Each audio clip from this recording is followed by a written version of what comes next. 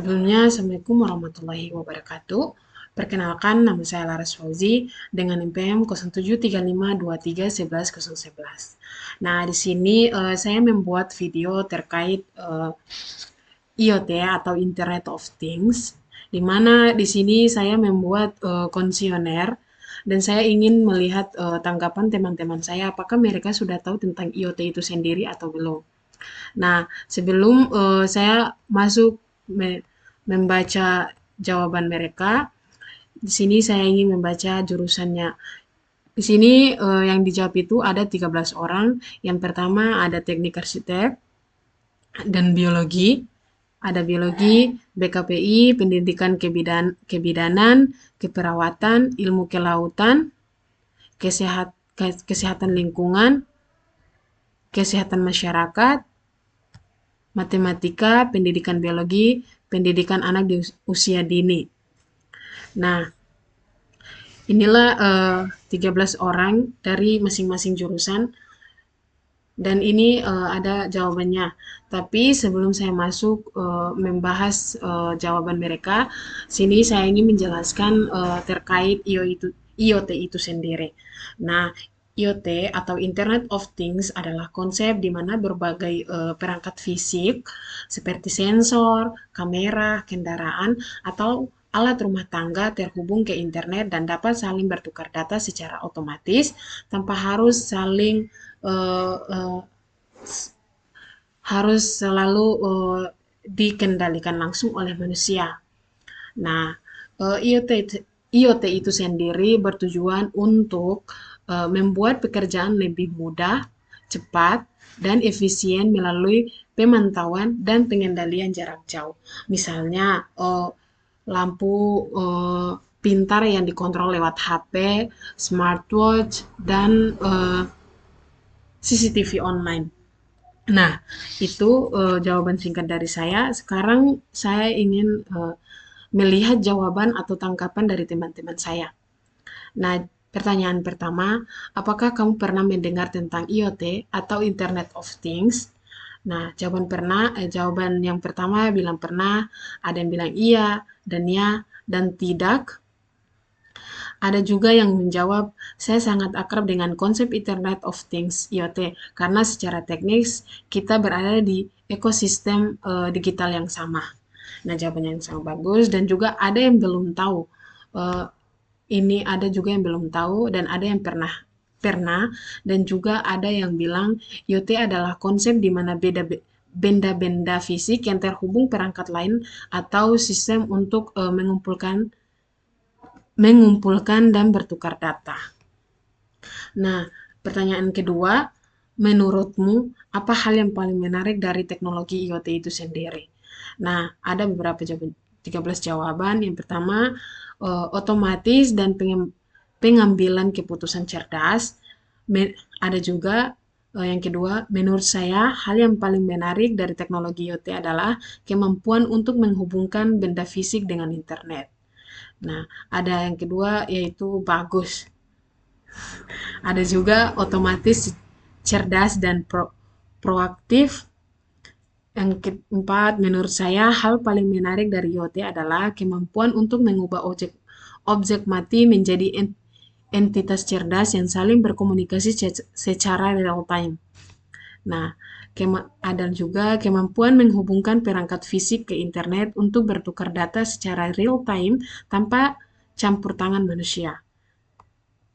Ada juga IoT, perangkat bisa bekerja sendiri tanpa harus dikontrol terus. Nah, itu jawabannya bagus. Ada juga kemampuan untuk menghidupkan benda mati dan mengubah dunia fisik menjadi data yang bisa diproses. Ada juga yang bilang belum tahu. Ada pengaksesan, kemampuannya membuat hidup lebih praktis dan efisien.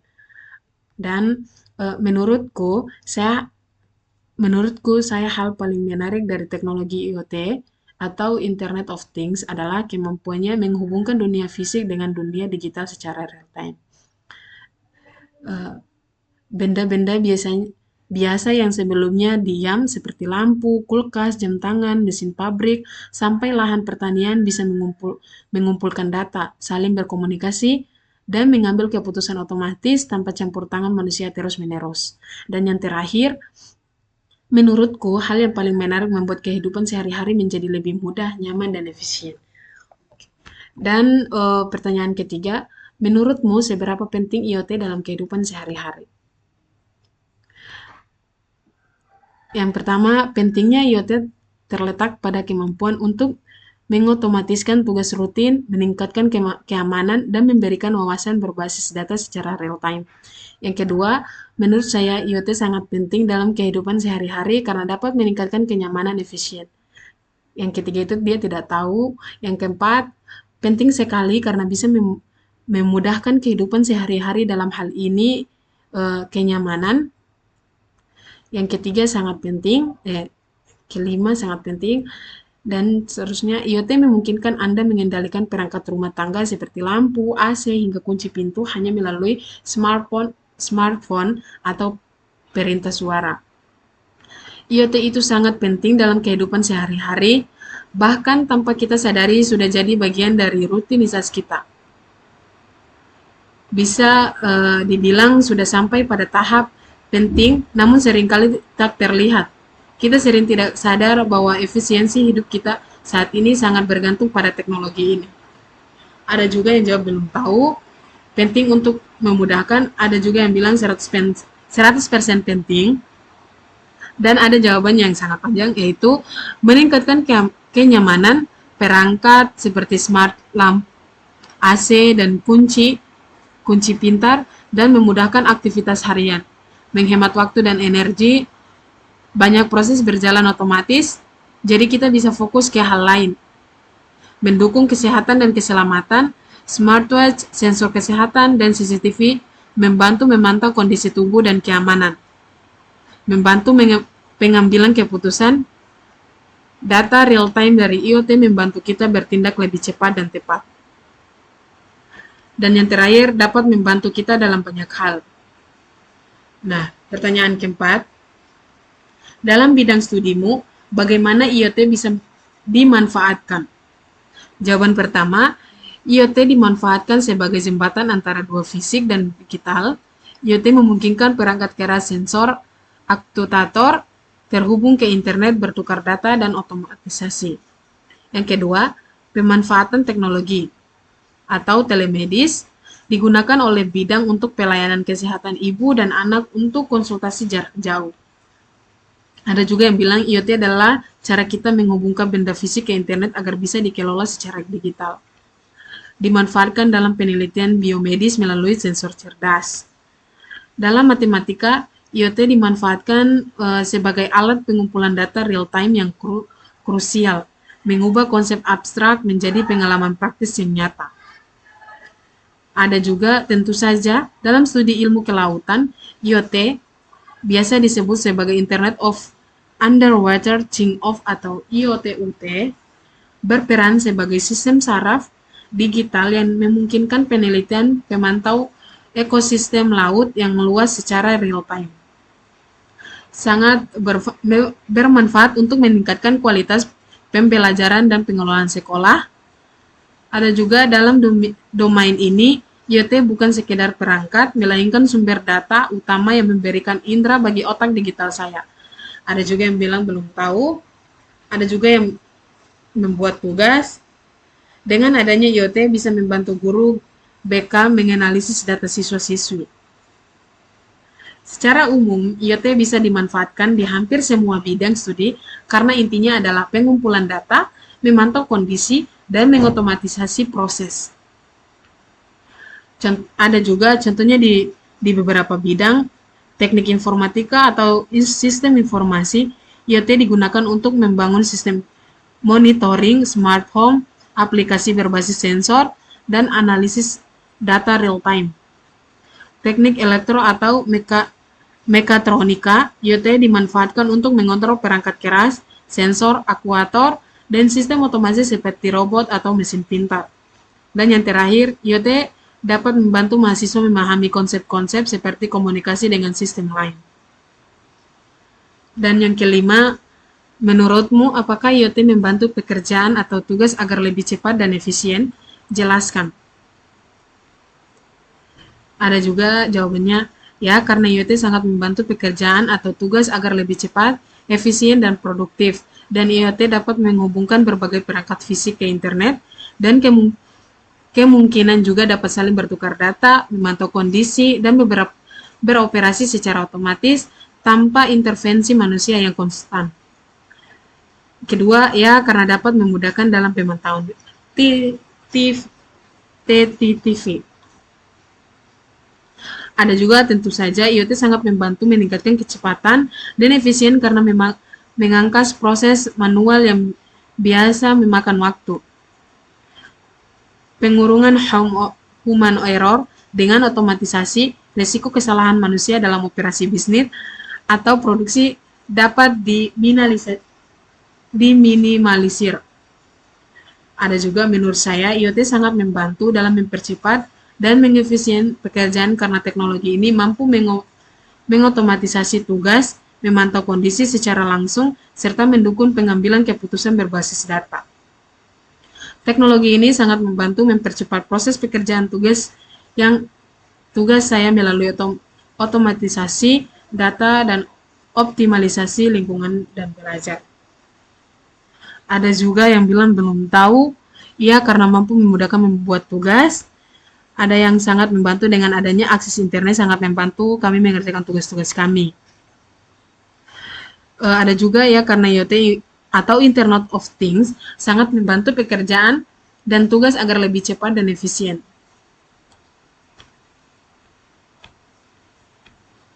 Dan yang terakhir, IoT dapat membantu mahasiswa dalam meningkatkan kemampuan mereka dalam pengembangan solusi yang inovatif dan efektif.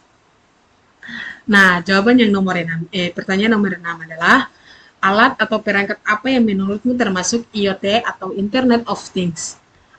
Yang pertama, perangkat smart home, rumah pintar, dan wearables atau perangkat yang dikenakan. Alat monitor kontrak pintar. Ada juga alat monitor kesehatan, smart CCTV, kamera keamanan, memantau rumah secara real time, dan mengirim notifikasi jika ada gerakan. Smart glass atau CCTV, smartwatch, smart lead time, peralatan rumah tangga, keamanan, dan lain-lain. Perangkat yang terhubung ke internet dan dapat mengirim atau menerima data secara otomatis. Memiliki sensor untuk mengumpulkan data dan memiliki koneksi internet untuk mengirim atau menerima informasi. Ada juga yang bilang belum tahu, ada mesin, smart chair, alat atau perangkat yang menurutmu termasuk IoT. Intinya perangkat fisik yang bisa terhubung ke internet dan bertukar data, entah buat dipantau, dikontrol, atau otomatis jalan sendiri. Contohnya dari rumah dan kehidupan sehari-hari, smart lamp, smart plug, smart TV, AC, kulkas pintar, smart speaker, robot vacuum, smart switch, finish sticker, smart glass, transportasi atau mobil pintar, GPS tracker kendaraan, sistem parkir pintar. Pokoknya kalau di bidang kesehatan yaitu alat monitoring detak jantung, smart thermometer, alat cek gula dan darah berbasis internet, toggle home, dan imaging echo. Pertanyaan nomor 7. Menurutmu, apa tantangan terbesar dalam penerapan IoT di masyarakat saat ini? Di sini ada beberapa jawaban, yaitu tentang tantangan terbesar dalam penerapan Internet of Things saat ini adalah keamanan dan privasi data, diikuti oleh kurangnya standar interoperabilitas antar perangkat, serta tingginya biaya implementasi. Keamanan dan privasi data yang rental akibat sistem keamanan lemah. Penerapan IoT di masyarakat saat ini menghadapi beberapa tantangan besar yang saling berkaitan, mulai dari masalah teknis hingga faktor sosial.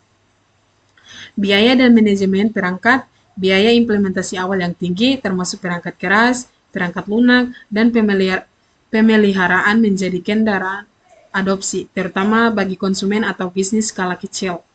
Tantangan terbesar dalam penerapan IoT di masyarakat saat ini adalah keamanan data dan privasi.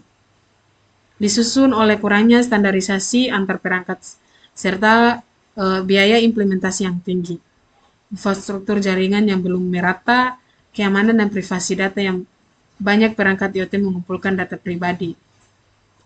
Tantangan terbesar dalam penerapan IoT di masyarakat saat ini bukan lagi sekedar soal kecanggihan alatnya, melainkan bagaimana membangun ekosistem yang aman dan tercapai.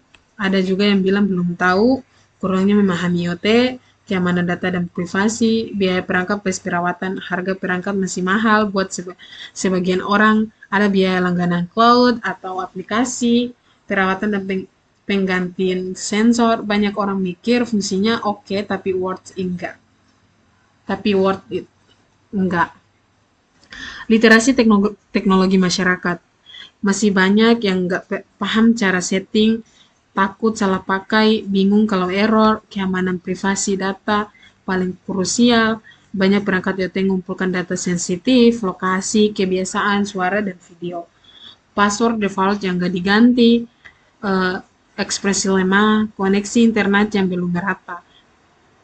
IoT butuh internet stabil, di kota relatif oke, di desa atau daerah terpencil sinyal lemah, mahal, atau enggak ada. Akibatnya IoT enggak bisa dinikmati semua orang secara adil. Nah, pertanyaan nomor 8 atau yang terakhir, belum. Yang ke-8, bagaimana kamu melihat peran IoT di masa depan? Apakah akan lebih membantu atau menimbulkan masalah? Jawaban pertama, lebih membantu. Yang kedua, peran Internet of Things di masa depan diprediksi akan menjadi tulang punggung konektivitas global yang sangat membantu, namun pada saat yang sama membawa risiko keamanan yang signifikan jika tidak dikelola dengan benar. IoT akan lebih membantu dalam jangka panjang karena manfaat efisiensinya sangat besar, namun potensi menimbulkan masalah akan meningkat jika adopsi teknologi tidak diiringi dengan standar keamanan yang kuat. IoT di masa depan diprediksi akan menjadi tulang punggung ekosistem digital global yang sangat membantu. IoT akan bergabung dengan AI menjadi AI IoT untuk menciptakan sistem yang bukan cuma terhubung, tapi juga berpikir, jadi tidak ada yang menimbulkan masalah. Peran IoT di masa depan akan lebih banyak membantu daripada menimbulkan masalah, asalkan digunakan dan dikelola dengan baik. Namun, jika dikelola dengan bijak, IoT akan jauh lebih banyak membantu daripada merugikan. Ada juga yang bilang belum tahu, akan membantu, menurutku, IoT di masa depan akan lebih membantu daripada menimbulkan masalah. Tapi dengan satu catatan penting, kalau dikelola dengan benar. IoT itu seperti pisau dapur, berguna banget, tapi bisa berbahaya kalau sembarangan dipakai. Dan yang terakhir, membantu. Dan yang ke-9 atau yang terakhir, bagaimana pendapat Anda tentang keamanan dan privasi di penggunaan IoT? Nah, yang jawaban pertama, IoT menawarkan kenyamanan tinggi, namun memiliki risiko keamanan dan privasi yang serius. Masalah utama meliputi kata sandi di bawah yang lemah, kurangnya enkripsi, serta potensi pencurian data pribadi atau lokasi dan kebiasaan. Memiliki keamanan bawaan lemah. Keamanan dan privasi adalah titik lemah terbesar IoT saat ini. Kurangnya kesadaran pengguna, banyak konsumen tidak sadar bahwa perangkat mereka adalah bagian dari IoT dan jarang mengubah konfigurasi default yang memburuk risiko. Pengguna IoT menawarkan kenyamanan luar biasa, namun memiliki risiko keamanan dan privasi yang tinggi karena perangkat seringkali memiliki standar keamanan lemah. IoT menawarkan kenyamanan luar biasa, tetapi harga yang harus dibayar adalah kewaspadaan tinggi. Kita tidak boleh hanya menjadi konsumen, tetapi juga harus menjadi administrator keamanan bagi jaringan kita sendiri. Perangkat IoT mengumpulkan banyak data pribadi seperti kebiasaan pengguna, lokasi, hingga aktivitas harian. Keamanan dan privasi adalah too much altruist, titik lemah fatal. Dari revolusi IoT saat ini kita sedang membangun gedung pencakar langit yang sangat canggih, namun seringkali lupa memasang kunci pintu yang kuat. Ada juga yang bilang belum tahu, ada sangat baik untuk masa depan, sangat penting karena banyak perangkat yang mengumpulkan data. Ada juga menurut saya, keamanan dan privasi adalah isu paling krusial dalam penggunaan IoT. Bahkan bisa dibilang fondasi utamanya tanpa keamanan yang kuat. Manfaat IoT justru bisa berubah jadi risiko. Ada keamanan data. Perangkat IoT sering mengumpulkan data yang sangat personal, lokasi, kebiasaan harian, suara, hingga video. Masalahnya, banyak perangkat punya sistem keamanan yang lemah. Update perangkat lunak jarang dilakukan. Pengguna sering tidak sadar pentingnya pengaturan keamanan. Dan yang terakhir sangat penting. Nah, di sini ada 13 orang memiliki jawaban atau pengetahuan terkait IoT itu sendiri. Jadi intinya IoT itu bisa membantu kita membuat apa saja lebih mudah. Nah, itulah jawaban dari mereka. Lebih dan kurangnya saya mohon maaf. Wabillahi taufiq walhidayah. Wassalamualaikum warahmatullahi wabarakatuh.